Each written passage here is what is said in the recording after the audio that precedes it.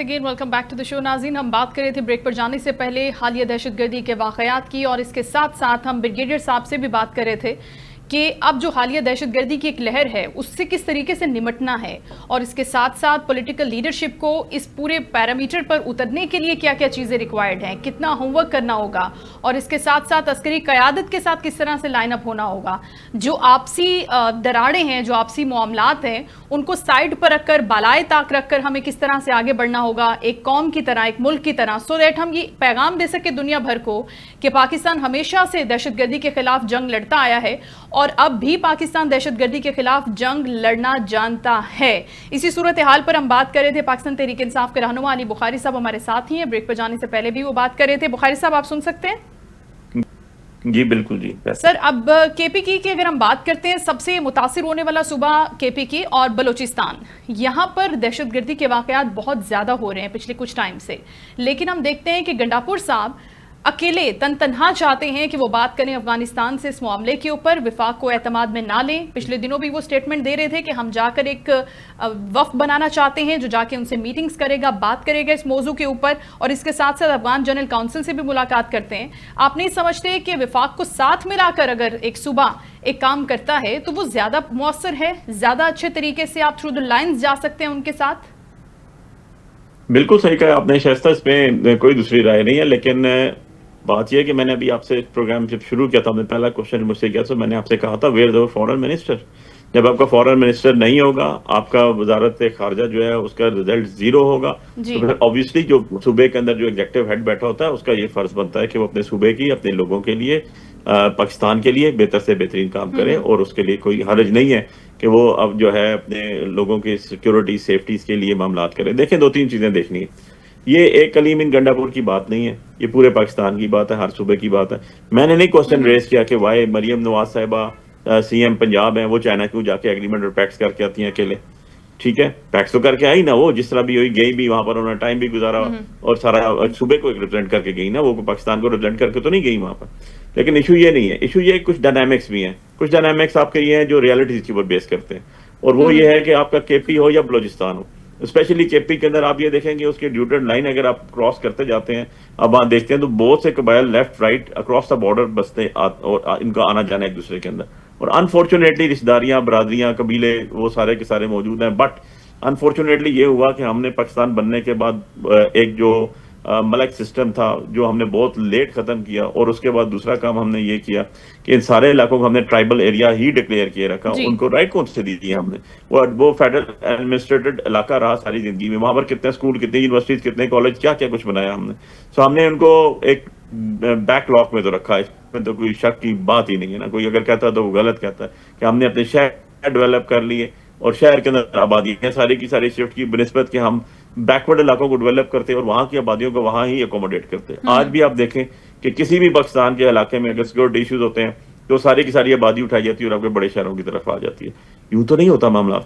आपको एक पूरा स्ट्रगल, एक पूरी स्ट्रेटेजी के साथ चलना पड़ता है, और हमेशा वही ऑपरेशंस कामयाब होते हैं शाइस्ता जिनके पीछे अवाम खड़ी होती है, जिनको अवामी पज़ीराई हासिल होती है, जो अवाम के साथ खड़े होकर किए जाते हैं। आप स्वात ऑपरेशन कहें, आप इससे पहले जितना दहशतगर्दी के खिलाफ ऑपरेशन कहें, एक से एक कामयाब हुआ हमारा। उसकी वजूहात ये थी, उसकी बेसिक वजह ये थी कि हमारी मुसल्लह अफवाज और हमारे जो लोग हैं वो एक दूसरे के शाना बशाना खड़े हुए थे।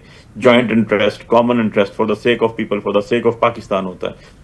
अब बात यह है कि आप जब भी ऐसा डिसीजन करते हैं, और आजकल जिस तरह पोलराइजेशन चल रही है, जिस तरह का हिसाब किताब चल रहा है, जिस तरह फार्म 47 की हुकूमतें बैठी हैं, इस सब को जब तक आप लोगों का कॉन्फिडेंस लेवल हाई नहीं करेंगे, लोगों के ओरिजिनल नुमाइंदे नहीं आएंगे, उनकी रिप्रेजेंटेशन नहीं होगी जो लोगों को जवाब दे हो। अब ख्वाजा आसिफ साहब की आपने मुझे बात बताई, वो 50 और दे देना स्टेटमेंट्स, उससे क्या फर्क पड़ता है? ही नोज, एवरीवन नोज कि वो तो इलेक्शन आ रहे हुए।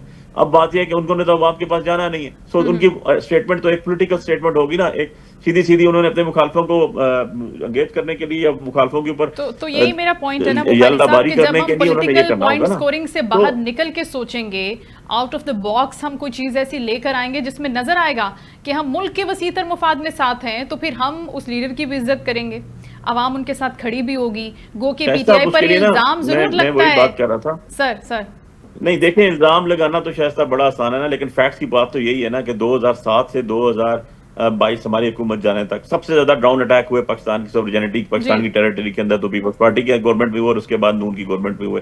वाहिद पीटीआई की गवर्नमेंट थी कि 2018 में हम जब गवर्नमेंट में आए 2018 से 2022 अप्रैल तक एक ड्रोन हमला नहीं हुआ।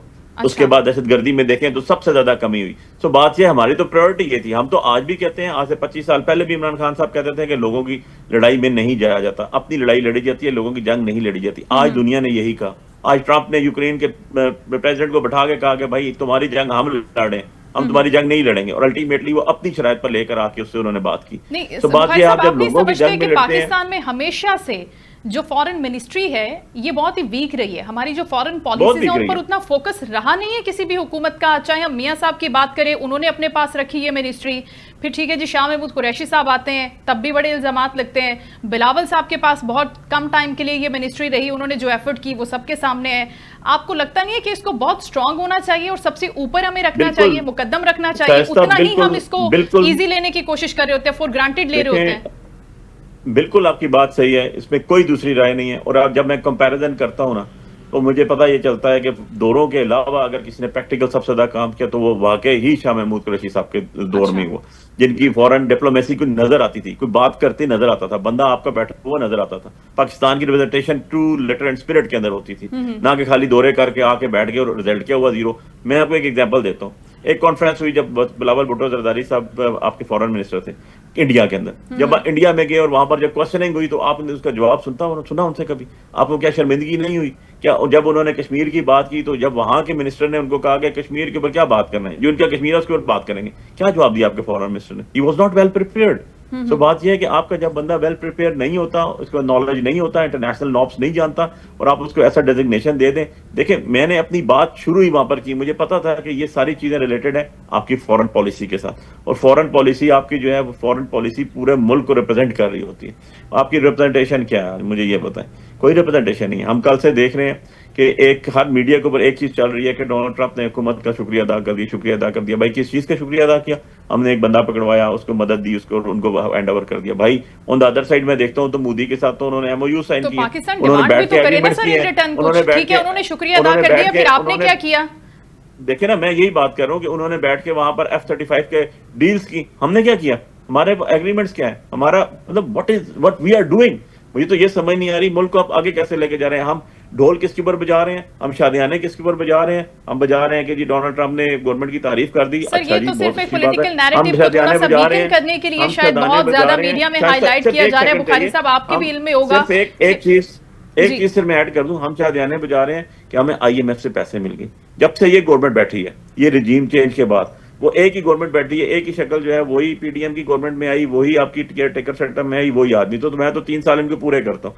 3 सालों में चाइना ने क्या दिया आपको, टर्की ने क्या दिया, ईरान ने क्या दिया, सऊदीया ने क्या दिया आपको, UAE ने क्या दिया, रशिया ने क्या दिया? अल्टीमेटली आपको पता ही चला कि किसी ने कुछ भी नहीं दिया सिवाय MOU के, मेमोरेंडम ऑफ अंडरस्टैंडिंग के। सिर्फ आपको अगर कोई पैसा मिला तो IMF से मिला। और IMF की भी एक मैं आपको बता दूं, ये 25th किस्त है आपकी IMF की, 25th इनफैक्ट एपिसोड है। 25 दफा पाकिस्तान की हिस्ट्री में, जब से पाकिस्तान बना है आजादी के बाद से 77 सालों में, आपके 25 दफा उनके पैक्ट आपके साथ हुए। उन 25 में से 17 दफा इस दफा का मिला के, जो अभी बैठी है टीम, इसको मिला के 25 दफा, इस 25 दफा में 17 दफा जो है वो आपके मियां नवाज शरीफ और शहबाज शरीफ साहब ने पैक्ट किए। बाकी डिक्टेटर्स की हमारी हुकूमत, बाकी हुकूमतें जितनी उन्होंने कितनी दफा किया, पीछे पता चला कि 8 दफा। सो द थिंग इज कि IMF से लेके चीजें बना देना, गिरवी रख देना, उस तरह मुल्क तो नहीं चलते ना यार। मैं तो ये कह रहा हूँ, डॉलर्स क्या आ रहे हैं? आपकी कॉटन इंडस्ट्री किधर है? आपकी स्पोर्ट्स इंडस्ट्री किधर है? आपकी जो मेडिकल इंस्ट्रूमेंट की इंडस्ट्री किधर है? अली बुखारी साहब, दोबारा आपसे नशिस्त होगी और हम इंशाल्लाह इस मौजू पर दोबारा बात करेंगे। अभी वक्त की किल्लत है, बहुत इजाजत चाहती हूँ आपसे। With due respect, Ali Bukhari साहब पाकिस्तान तहरीक इंसाफ के रहनुमा हमसे गुफ्तगू कर रहे थे। शो का वक्त ना ख्याल रखिएगा। इंशाल्लाह कल आपसे दोबारा मुलाकात होगी। अल्लाह हाफिज।